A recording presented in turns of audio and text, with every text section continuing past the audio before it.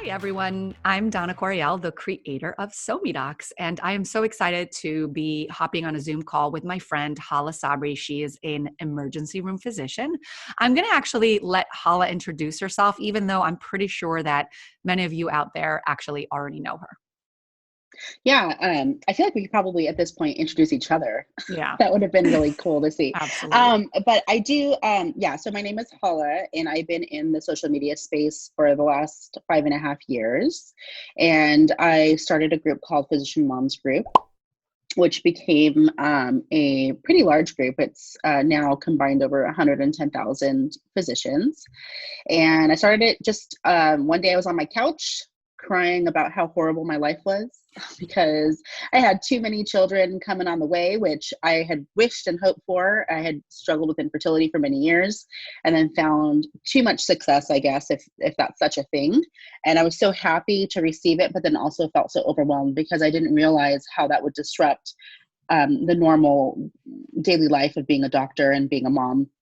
And there it was. And so I felt like I needed some mentorship as to how to do this well. So I made this little group of 20 people, thinking maybe 10 of them would like it, but it turns out more than 20 people liked it. And so now we are who we are, and we do a lot of education and advocacy for women physicians, a lot of discussion, and I was able to be introduced to you. I don't think we would ever have met, even though I did not know that you lived very close to me at one point of our I knew you lives. were going to say that. Yeah. And And so, we were something else we share in common, right? yeah, We yeah. worked at Disneyland. At the same time, I believe. No, do you think so? I think so, but different departments though. Yeah, definitely different departments. And I'll Yeah. let people that don't know us guess what departments we worked in, even though I'm Oh, not so yeah. sure I'm not so sure they'll know. I don't think people know how many departments there are at Disneyland. I think Disneyland and the Disney company is as complicated or more complicated than what we're about to talk about today, which is social media influencing. That there's Absolutely. so many different parts to it, right? Oh, absolutely. So And I think that healthcare is so similar to Disneyland, at least in the way that I think it should be run. And we may have actually touched on that. You and I know I've had that conversation with several physicians about the similarities, or at least the way we should strive, the things we should strive for in healthcare, where it comes to, like, I don't want to say customer satisfaction, because even Disneyland doesn't call customers customers, they call them guests. mhm. I think patients are our guests. And thinking about it that way, I think just begins to improve healthcare. What do you think of that? Oh my gosh, this is a whole topic on its own. And I know. I know that not only do we recognize that, you and I, and probably any previous cast member that's a doctor now, because they don't call their employees, they call them cast members. So just for those people that don't know the lingo. But I will say that even Disney has made a Disney Institute for Health, and it's really a platform and an organization that serves healthcare to better their quality and efficiency and all of the four keys of Disney. This could be its own whole podcast. And I talk about it a lot in my keynote speeches because I think it's so important that a lot of the times when I was doing things early on in my social media career, I was doing it based off of how I was trained as a doctor, but also how I was trained as a cast member. And those are my only two experiences in life, like Yeah. job experiences. And I didn't realize how one would complement the other. And I find myself going back to Disney University days from orientation when you're in that one auditorium. I don't know how they do it now. They probably do it by Zoom. But at that time, I remember that just soaking it auditorium. all up. Yeah, at Team Disney Yeah. Anaheim, right? Yeah, TDA. So I still have friends that work there. So it's just something that's so near and dear to me, and it feels like home. And the hospital now kind of feels like home. Not that I work so much and all of that stuff, but really I feel comfortable. I feel comfortable in a hospital setting. And so I think it's really special to be able to feel comfortable in the hospital setting. It's comfortable to feel like that at Disneyland. I go often. I live 20 minutes away. And I also feel that comfortable on social media. So it's just really neat to see those worlds all collide and intersect. Yeah, that resonates. I completely agree with that as well. So, Hala and I are going to speak about, we're going to actually have more of a chat than an interview. Her and I both run groups, and they are aimed at different things, at different angles, but we still dabble in social media together. And we're going to talk about that term influencer. And I originally wanted to name this the goods and the bads. And I wanted to point out to those watching that Hala did not feel comfortable with the word bad. And so we are going to call it something a little bit more fun. We're going to call it the goods and the not goods. And let's begin by just, how do you feel about that term influencer? It makes me feel uncomfortable a little bit. I mean, I think a lot of people started using that term with me a couple years ago, and I fought it. I fought it forever. You know, and I was like, I'm not an influencer. Like, Right. because in my head, what an influencer was, and I think this is something that maybe we could first start off as, is what is it? In my head, it was celebrities or people who had 100,000 followers, or I don't even know what number I had placed in my head that meant you're an influencer, or people who made money off their platform of, oh, they have ads. They are doing an ad for Target. They're an influencer, right? What's your term? What do you think? Yeah, I actually wrote a few articles about it and I never published them. I have many that I don't publish. And it absolutely dives into that, into the fact that we have such a negative connotation associated with the word influencer.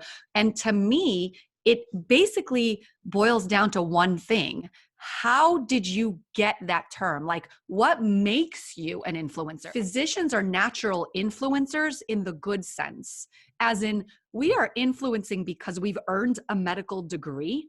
So I think it depends on your use of the term influencer. And we've got to like really think about the angle in which we use it, because the whole purpose of what I created SoMeDocs for was to influence in a positive way through our individual physician voices. Hala, I know you've had some amazing things, projects, things you've written, people you've touched. That to me is influence, but it's beautiful influence. And so that's my issue with that word, is that it's got such a negative connotation. It falls into the not good, right? The bads or the not goods. Right. But it's I got, think most people think influencer is money. Like, this is your job, you know, and there's nothing wrong with that, actually. So why? I mean, I feel like we are living in a society where, when I went to medical school, and it wasn't that long ago, I started medical school in 2002. And at that time, Facebook wasn't a thing. And when it became a thing, it was only for college students that had .edu email addresses. And in the wake of that, nobody likes change. Medicine definitely doesn't like change. And so what were the messages we were getting? We were getting social media is bad. Social media is the devil. Social media, do not go on it. Yep. Like, there's two things that you learned in medical school. One is, don't show up to a bar in your scrubs or your white coat, because you are an influencer in society and you hold a certain status, right? And if you are seen in a bar with your scrubs on, like, that is just like negative branding, I guess, right? And then don't do that in social media too.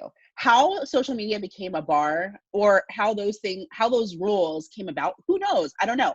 But that's what I was taught. And so when I entered medical school at the age of 23, really impressionable, these are things I'm adopting, right? So all of a sudden, nobody teaches you in life, like nobody teaches you in medical school how to live your life after you're done. They just teach you, they only have time and room to teach you about how to be a doctor and how not to kill people. Then you get out of that and you get out of residency, and that's 8 years later. A lot changes in the world in 8 years. You have changed in 8 years, but you've been living in this weird vacuum for 8 years. And then all of a sudden you come out and you're like, okay, wait, who am I? And what do I want to be? And why can't I use social media? Why can't I go to a bar? Why can't I do all these things that has this negative connotation in the medical society? I'm not saying bars have a negative connotation anymore, or social media, but that was just my experience growing up in medicine. And that should be a title of my keynote, right? yeah, Up in medicine. absolutely. I feel like that's what I it is. actually love it. It resonates with me. I think when you find something that resonates with people, Yeah. you hit it. You hit the nail on the head right there.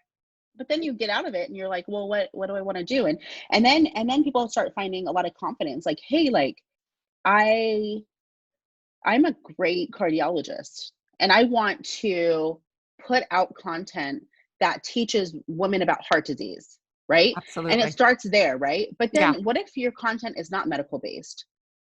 And then that's where the influencer part to me became confusing, because when people were saying, oh, you're an influencer, I'm like, well, I don't sit there and spout out emergency medicine tactics. Like, I don't do that. I'm talking about how my life is kind of complicated and, to me, perceived as a mess and a failure sometimes because I can't handle being a mom and a doctor. I don't really think that's influential, right? But I think what I didn't realize at the time is that knowing I had an issue, knowing that I was vulnerable and I was able to put my vulnerability out there on the table, that is power.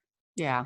I And agree. I didn't realize that at the time. And so Yeah. I think my influence is basically being able to be relatable. And I think a lot of people, when they get into that influential space, some people, as far as the viewers, and I'm a viewer too, right? So I see an influencer and I'm like, oh my God, I just want to be like them, or I'll never be like them, or I want to look like them, or I want to do whatever, right?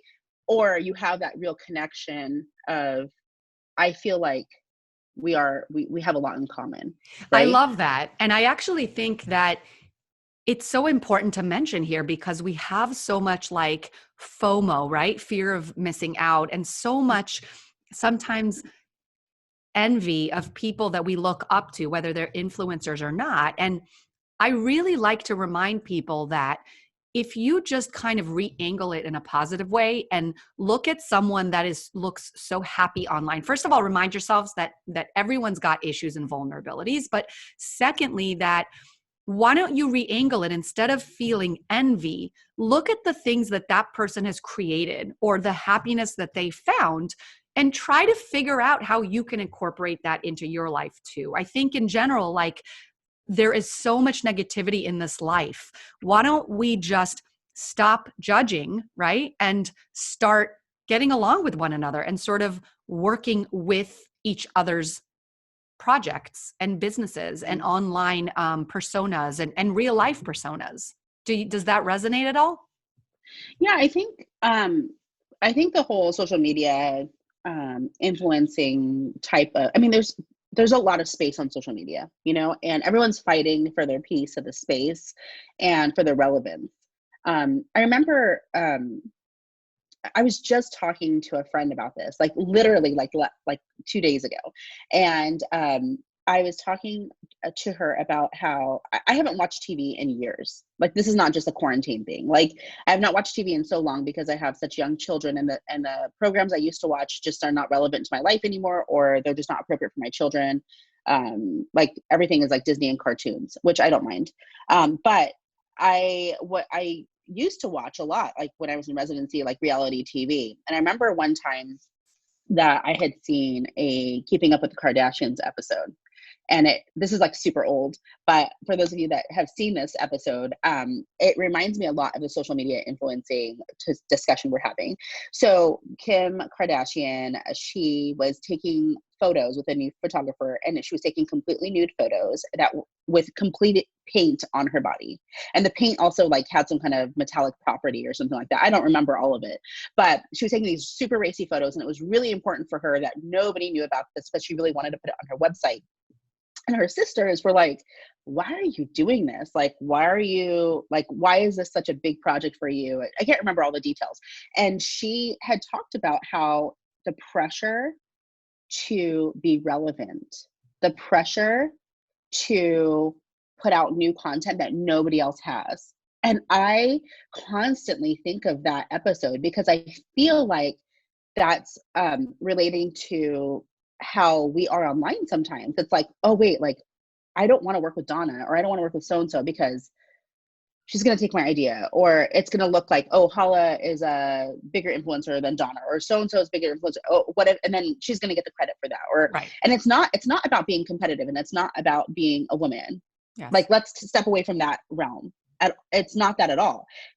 If Kim Kardashian's going through that, like, at any type of like minuscule portion, everybody else is going through that too. you know? Well, it And reminds you that everyone's got their vulnerabilities, right? Because Kim yeah, Kardashian, of all people, she is someone who's so glamorously portrayed in every photo. And she looks, she's airbrushed and she's beautiful and she's got the things that she gets done. And again, she's a savvy businesswoman, but in mhm. reality, she's got vulnerabilities. It just reminds us that celebrities and influencers, everyone's still a human at the end of the day.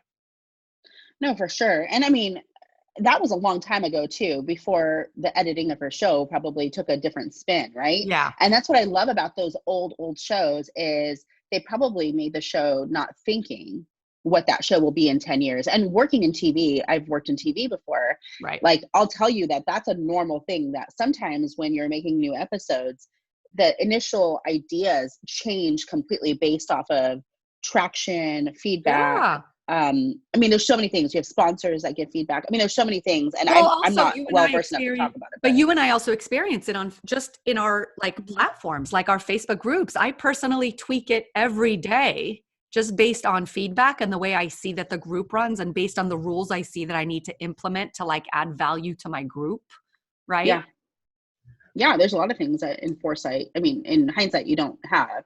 And I was Right. just thinking this morning. I wish I had the foresight that of what it would be like today. You know? But do you? Because I feel like it's that experience that shapes it to the success that it is. Yeah. I don't I know mean, I that don't all of us can ever. like wake up in the morning and just have that like idea that's going to be successful right off the bat. Like I think most ideas are like that picture of the iceberg where the tip is on the top. It looks like the success has been gotten in like a second, whereas there's like a whole slew of iceberg underneath that it represents our struggles and our years of like molding the project into what it is now. Oh, 100%. And I don't. I've always said I don't regret anything. I don't regret anything that has happened. Like, I mean, do I learn from things? Yeah.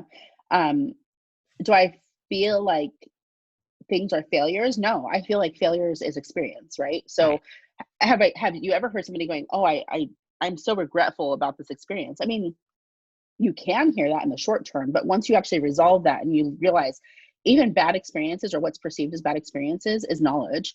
And that's like even in medicine, that's M&M, right? Why is M&M important? It's a painful experience, like especially if you're presenting, right? You're like, Oh yeah. oh my God, I'm putting it all on the table. But you know Right. what? The people who are listening, they're never going to make that mistake again. So this is Right. why it's so valuable. It's so valuable to learn from mistakes. Absolutely. But like a piece of me dies.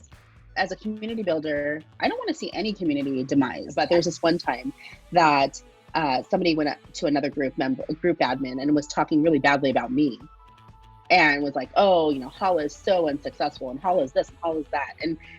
And little did this person know, like, we're all friends. People really think that we are pinned against one another, and that is a sad negative part of being an influencer. There's a lot of behind the scenes people don't realize goes into a Facebook group. This place sucks. I can't believe that you guys are running your establishment Right. the way you are. Oh my God, Right. you only sell burgers? Like, what the Right. hell? What do you have against tacos? Like, So the not goods of influencing. This and more coming to you on part 2.